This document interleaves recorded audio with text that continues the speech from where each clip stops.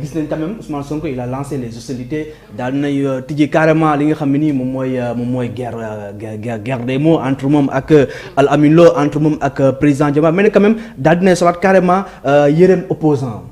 mu nekk ay kàddu yoo xam ne miin nañ ko ci président assemblée di président parti PASTEF Ousmane Sonko parce que boo fàttalikoo Abdourahmane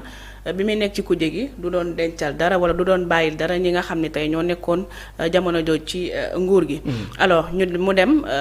ci Mbàkke dem Touba ci week-end gi yëkkati ay kàddu yu nga xam ne itam wax na ci li nga xam ne mooy vidéo bi ñu doon seetaan léegi ci contrat pétrolier yi foofu ñu taxaw si parce que xam nga ni nga xam ne dëkk boo xam ne dafa am ay meññeef gaz pétrole Grand Tortue armée yi mi ngi fi woon tey ñu ne dañuy bokk ak li nga xam ne mooy Mauritanie li nga xam ne tey mooy liy génn déjà ci semaine passée rek am na une yu bari yu wax ni que ni commencé nañu tirer lu bari par jour ci li nga xam ne mooy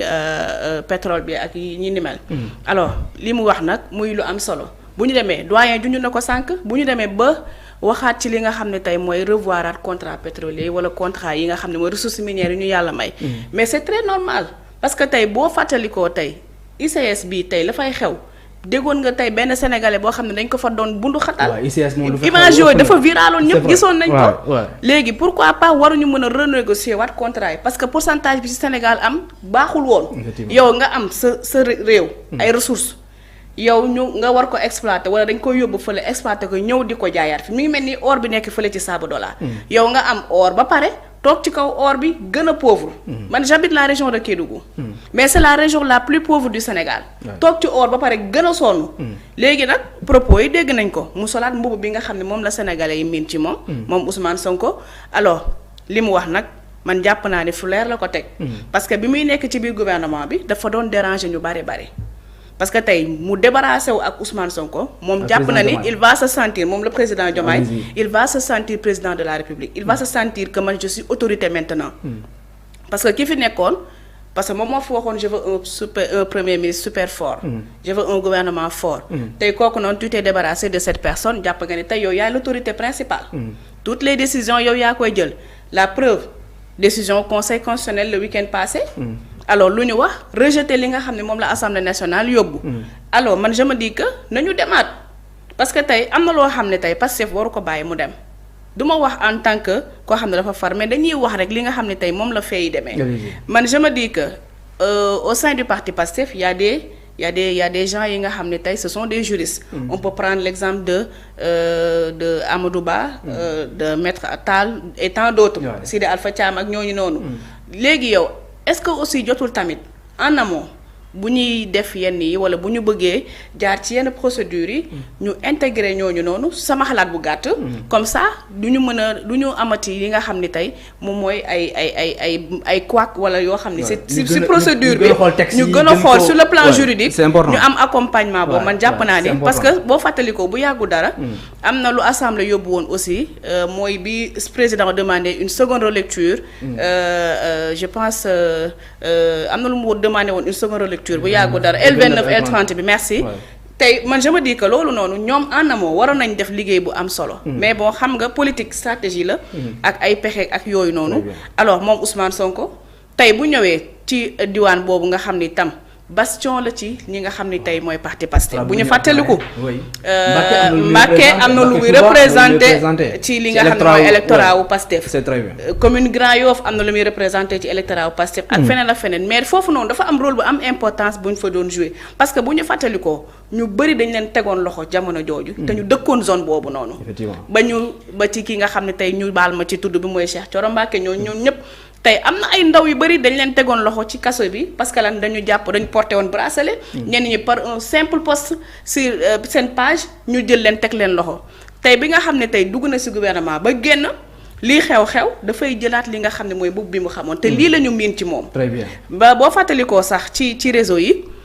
biñ ko wàcceewee ñu bëri ñu ngi doon wax ñun lii lañ miin opposé wu la ñu miin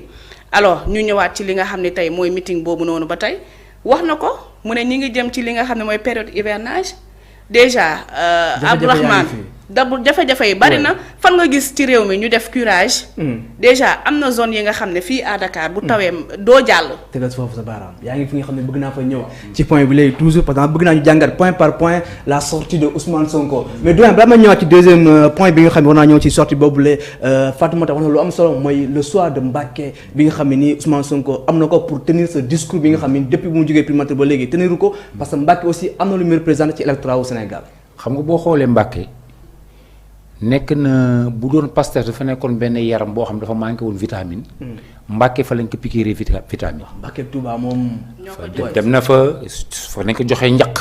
fa lañ ko joxee yëre Baye Fall. waaw xam nga. ak mbaxane ba. donc Mbacké symbole la. ci Pastef. ba pare nag dañuy xam nga gis nga li may wax toujours rek on ne peut pas gérer ce pays loin de nos valeurs culturelles. gis nga Touba. waxuma sax Mbacké je prends Touba ci boppam Touba bi nga xam ne suñu dëkk maam Xaadim Rasul mais sëñ Touba bañkat la woon mosul nangu Touba bi noot tey benn sëtu sëñ Touba bu mel ni ki ñuy wax Ousmane Sonko moo ñëw taxaw pour bañ Touba bi noot ñu parce que li muy taxaw di naan pour suñu ressource naturelle ñu gérer ko pour bañ jël alul réew mi ni ñu doon naxee suñu ay maam ay seeto ay cure-dent ak brosse à dents ak ainsi de suite ay mouchoir ak parfum yu bon sax ay parfum kiki 44 la woon donc yi ñuy sangay néew lañ nga sol di kan naxee parfum donc finalement tey am benn boy bu ñëw taxaw benn jeune homme benn bonhomme bu tudd Ousmane Sonko ne tubaab yi abana jeex na doy na séeréer na afaga jeex na parce que gis nga la gestion Fatmata la gestion de nos ressources naturelles la enjeu la de te nag Mbacké boo xoolee Ousmane Sonko li mu fa def barki démb nga xool ci contexte bi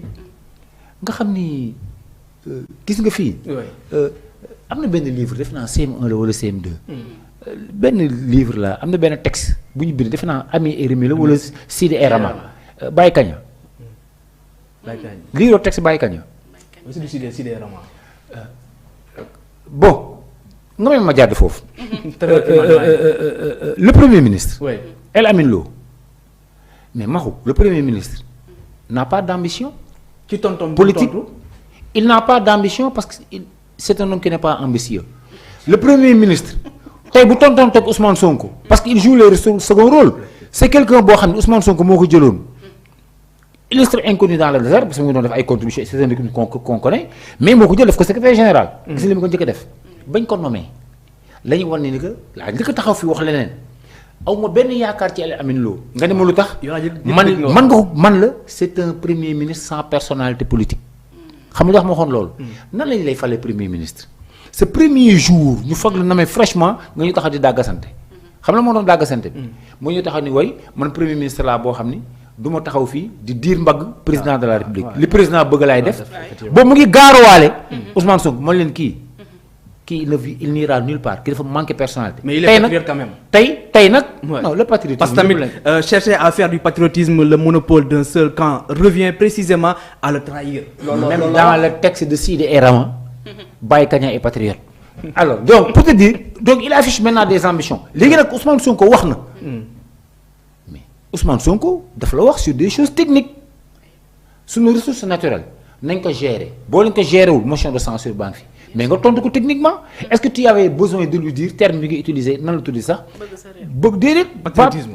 am na benn mot bu mu utiliser bi muy commencé. c'est à faire du patriotisme la mun. gàtt xel xaw ma lan. waaw gàtt xel weesuwul jàpp ne bëgg sa réew. yow ki la faloon yow rek ki la faloon gàtt xel c'est-à-dire que donc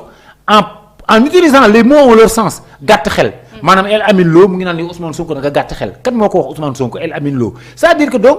la voie est tracée ñoom ñëpp tey ñu ngi nekk ci benn combine contre. une personne qui s'appelle Ousmane Sonko et que tey El Amin Lo est venu pour jouer un rôle. C'est simple. Il est premier ministre c'est une commande politique c'est l'aide du FMI li ñu bëgg mooy brader bi nga ko falee premier ministre laa ni la ils vont déstructurer l'économie sénégalaise. Ils vont jeter une OPA sur le Sénégal et sur ses richesses maintenant nag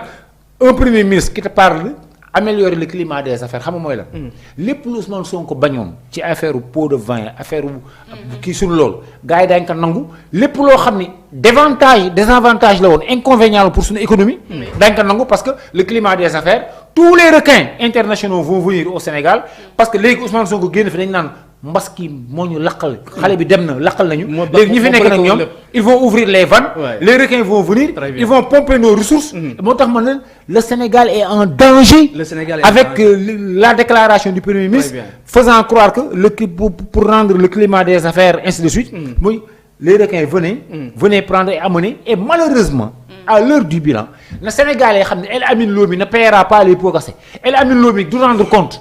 parce que il va disparaître c'est un homme sans ambition jom sa moom élection kenn. le pays est en danger loolu doyen wax Ousmane Sonko tamit daal di reprendre les mêmes propos foofu ca Mbacké dañuy ànd ak.